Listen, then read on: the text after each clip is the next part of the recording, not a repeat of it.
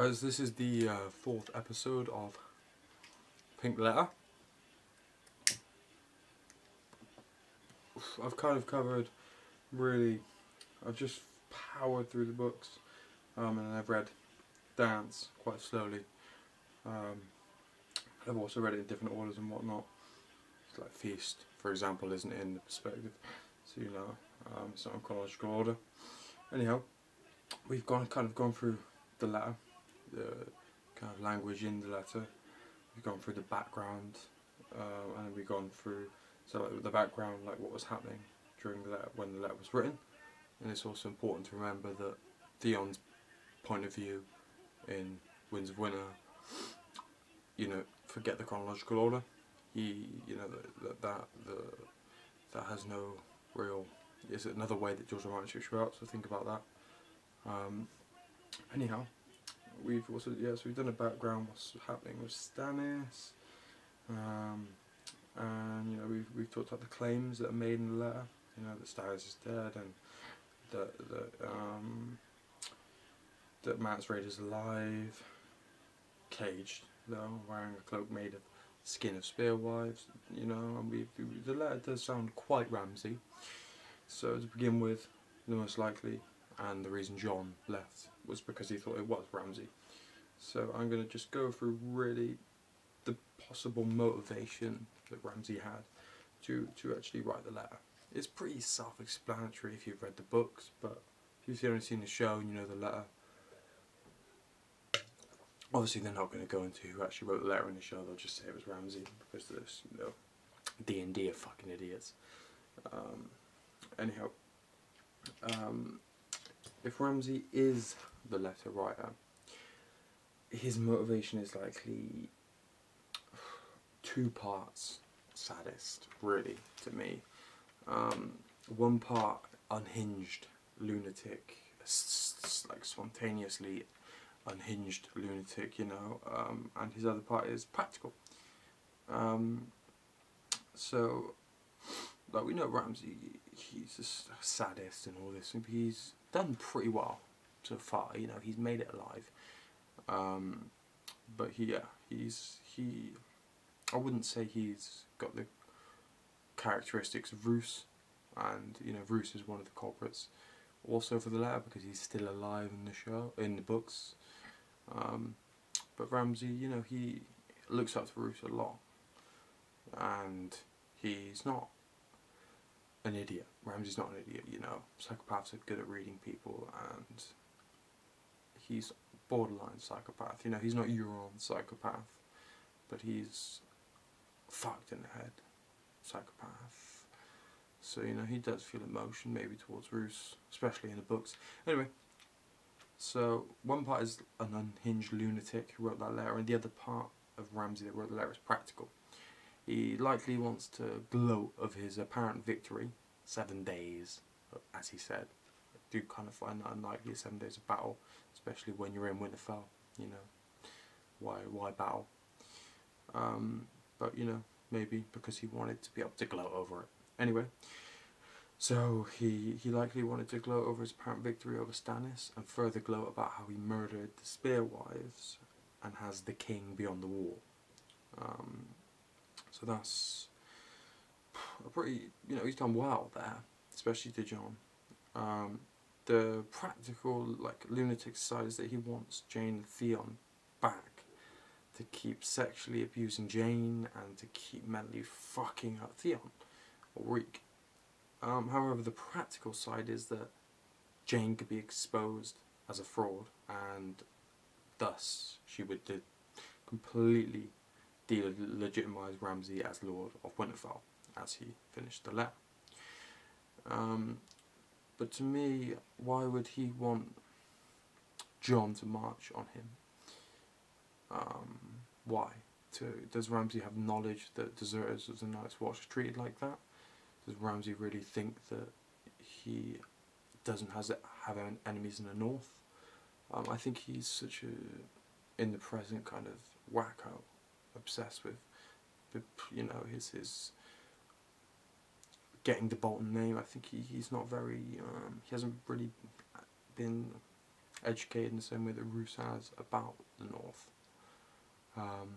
And I think, you know, with all the Manderley and the Northern conspiracy theory, I still think people are underestimating Roose a lot. He's an opportunist, Roose. You know, Ramsay's you know, he just strikes out. But anyway, the points for Ramsay as the culprit, as the author, is 1, he declares himself to be Ramsay. You know, logic. And perhaps, you know, he's being deceived and wrote the letter thinking that the events that he wrote about were true. Like, we know the phrase in Manderley's rode out first from Winterfell. We know that. We know that from the last book. And they went to confront Stannis. So we do in fact know that they did that. But still, to me, that's not really a strong point.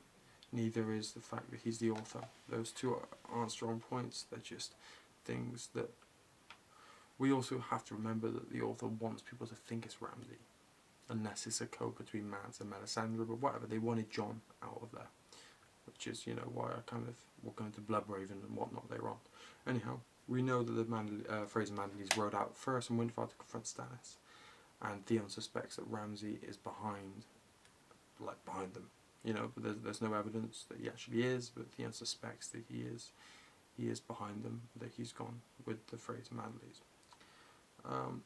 So if you know, if parts of the letter are lies, it's in keeping with Ramsay's dishonest personality and reputation. Like, people are saying, oh, you know, that it's not true. Oh, so it can't be Ramsay, but Ramsay's a fucking pathological liar. Also, Jon Snow previously saw Ramsay's handwriting, so it's possible, you know, that he would pick up a difference in handwriting. Jon's a bit melancholic, but he's not an idiot, so Ramsay's handwriting, which was described as distinct by George R. Martin, Jon might notice that. Like, here's how Elio Garcia put it, and he's, you know, the dude behind World of Ice and Fire and whatnot. Jon Snow has seen Ramsay's handwriting. He knows what it looks like. Jon gets another letter from the same person. If the handwriting was totally different, he'd have, you know, twigged. You know, I mean, Ramsay's handwriting is described by Jon, by the first time he read it, as the letters are huge and spiky. But obviously, Jon reading a letter, he might be so angry about the context that he might look past it, as Jon is kind of known to do. So, you know, that's really all the points that I have for Ramsay. But the points against, so Ramsay sent letters in A Dance of Dragons. In these letters, he's always included a scrap of skin. The pink letter that he sent to Jon, or the bastard letter, has no scrap of skin in it, which doesn't make sense. If anything, that would make Jon come even more. So, there's a smudge of wax on the letter. Ramsay previously used a Bolton seal on the pink letters he sent. So that makes me, why wouldn't he do that? Why? Especially if he wants to legitimize it. So why? Doesn't make sense to me.